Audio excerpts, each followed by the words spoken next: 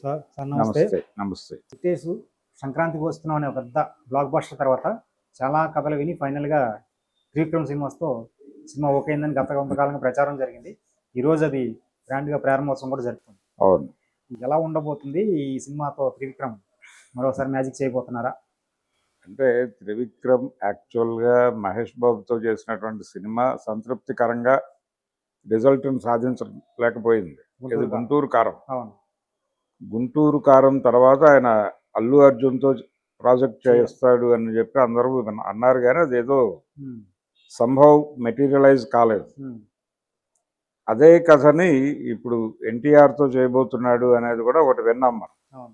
అది పౌరాణిక గాథ, దేవతల సైన్యాధ్యక్షుడు, ఇలాంటి రకరకాల విషయాలు బయటకు వచ్చినాయి.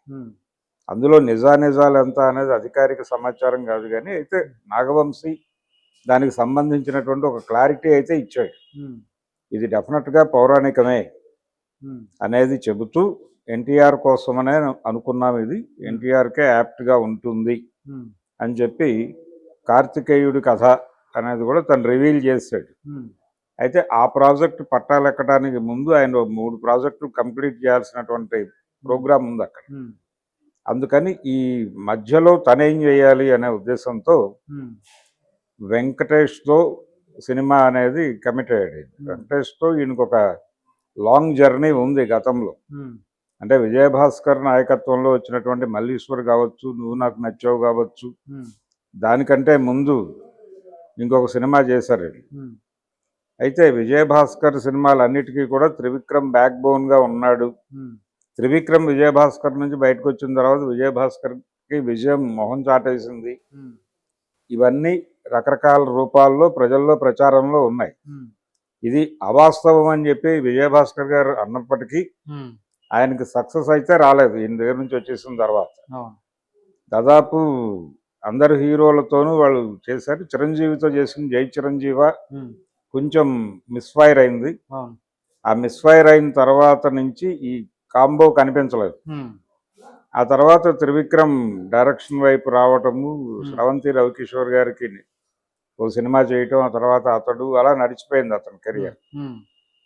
అలా వెంకటేష్తో దాదాపు 3 సినిమాలు చేసినటువంటి ఒక ట్రావెల్ ఉంది, సక్సెస్ఫుల్ ట్రావెల్ అయ్యేది. అందుకని వాళ్ళిద్దరు కాంబినేషన్ అనగానే వెంకటేష్ అభిమానుల్లో మాత్రమే కాదు, సినిమా అభిమానుల్లో కూడా ఒక క్యూరియాసిటీ ఉంది. ఎంటర్టైనింగ్గా ఉంటుంది సినిమా అనేది అందరూ అంచనాలు కట్టుకుని ఉన్నారు. ఈ అంచనాల మేరకు ఈ సినిమా ఉండబోతోంది అనేది ఆల్రెడీ గతంలో వెంకటేష్తో సినిమా చేయాలనుంది, చేసే ఉద్దేశంలో ఉన్నానని ఆయన 2-3 సందర్భాల్లో ప్రకటించాడు త్రివిక్రమ్. చిరంజీవి గారితో కూడా చేయాలని ఉంది అనే కోరిక కూడా గతంలో ఆయన వ్యక్తం చేశాడు. ఇప్పుడు వెంకటేష్తో సానుకూల పడింది. ఇది అయిపోయిన తర్వాత ఎన్టీఆర్ ప్రాజెక్ట్ తర్వాత బహుశా మేబీ ఆయనతో కూడా చేస్తాడేమో, చిరంజీవి గారితో. వాళ్ళిద్దరితో సినిమాలు చేయాలనే కోరిక ఆయన చాలాసార్లు వ్యక్తం చేశాడు త్రివిక్రమ్. ఇప్పుడు వెంకటేష్ ప్రాజెక్ట్ అయితే మెటీరియలైజ్ అయింది, పట్టాలు ఎక్కింది. ఆయన రెగ్యులర్ బ్యానర్లోనే ఇది.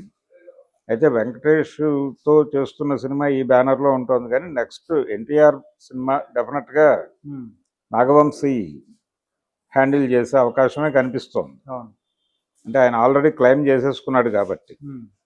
సో ఇప్పుడు మళ్ళీ చిన్నబాబు గారి బ్యానర్లో ఒక ఎంటర్టైనింగ్ సినిమా వెంకటేష్తో. అంటే వెంకటేష్ కూడా నిజానికి సీరియస్ క్యారెక్టర్లు, యాక్షన్ ఓరియంటెడ్ క్యారెక్టర్లు ప్రయోగాలు చేశాడు కానీ ఆయన ఆ ఏరియాలో ఎందువలన ఆడియన్స్ని మెప్పించలేకపోతున్నాడు అనేది అర్థమైపోయింది.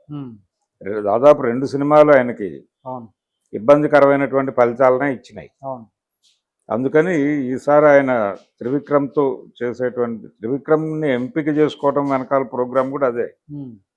తనకి ఒక చిన్న మళ్ళీ ఒక ఎక్స్టెన్షన్ దొరుకుతుంది ఈ సినిమాతో అని. ఎప్పుడు రిలీజ్ అవుతుంది సినిమా అనేది పక్కన పెడితే వేగంగా కంప్లీట్ అయ్యే ఛాన్స్ అయితే ఉంది.